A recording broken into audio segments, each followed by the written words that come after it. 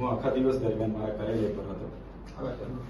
કાર્યાલય પર હતો અને બપોરે જમીન સર્કિટ હાઉસ એટલે 4:30 વાગે મારા ઓફિસના છોકરાએ મને બતાવ્યું કે મનસુખભાઈની પોતાની આઈડીમાં તમારા નામ જો પોસ્ટ મૂકેલી છે. એટલે પોસ્ટ મેં વાંચી અને પોસ્ટ વાંચો ને થોડીક અડધો કલાક થાય એટલે મનસુખભાઈ પોતે અહીંયા તાલુકા કક્ષાએ આવી ગયા. તાલુકા પંચાયતમાં ટીડીઓની કચેરી હાજર હતા.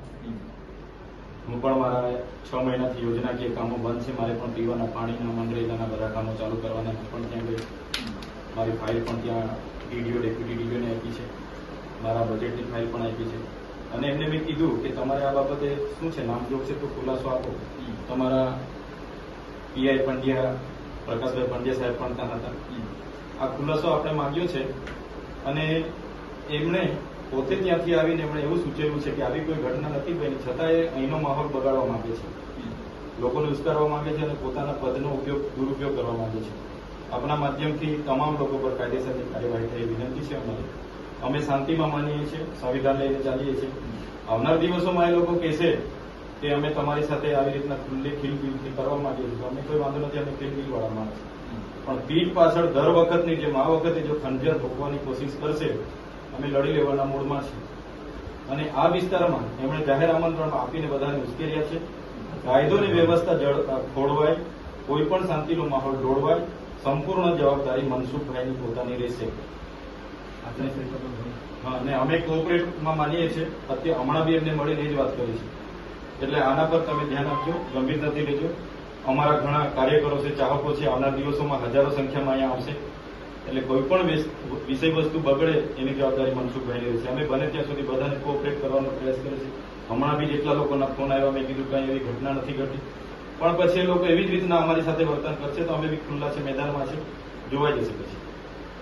तो हमारी सिर्फ आपसे इतनी रिक्वेस्ट है, लॉ एंड ऑर्डर आप प्रॉपर मेंटेन करेंगे. अर्जी के ऊपर जो तपास है वो हमारा काम है, हमारे पास छोड़ दीजिए.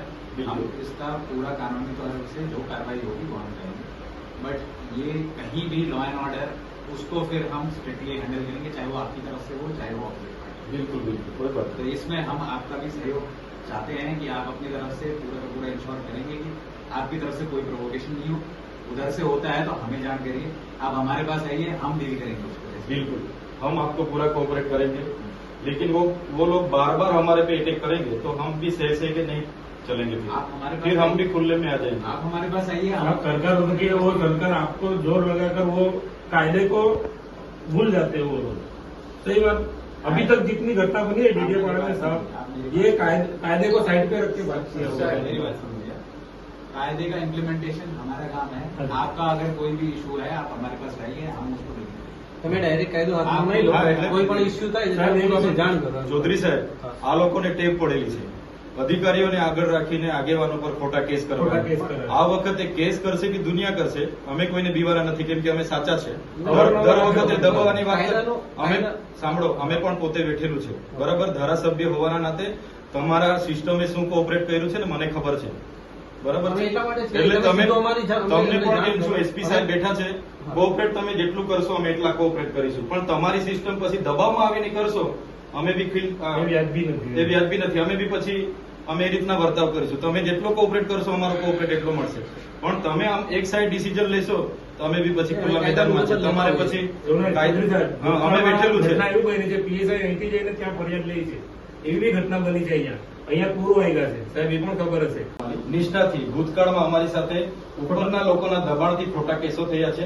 આ વખતે કરશે તો અમને કોઈ વાંધો નથી, પણ અમે ખુલ્લા મેદાનમાં પછી તમારી સાથે ઘર્ષણમાં આવીશું, પોલીસ સાથે ઘર્ષણમાં આવીશું. એ ચોખ્ખી વાત છે. હવે અમે નથી સહન કરવાના. બહુ સહન કર્યું છે. કાયદો કોઈ પણ હાથમાં લે, કોઈ પણ પક્ષનો હોય બરોબર છે તો પોલીસ વિભાગ અત્યાર સુધી તમને મારો અનુભવ કેમ છે કામ કરશે. હા બસ તટસ્થથી તમને એવું લાગે છે તમારું અમે તમને રજૂઆત કરવા આવીશું, એસપી સાહેબને કહીશું કે આ ખોટું થયું છે. તમે જો નહીં ઇમ્પ્લિમેન્ટ કરશો તો અમે ખુલ્લા આવી જઈશું. અમને અમારી સામે પણ કોર્ટ છે, ઉપલા અધિકારી પણ છે, એસપી સાહેબ પણ છે, આઈટી સાહેબ પણ છે. ભૂતકાળમાં બનાવમાં કોઈ માણસને માર નથી માર્યો, કોઈ દવાખાને તો બી 3 મહિના અમારા ઘરના જેલ બેઠી છે. ખોટા એફિડેવિટો, ખોટી રજૂઆતો. એટલે અમને ખબર છે શું થાય છે તે.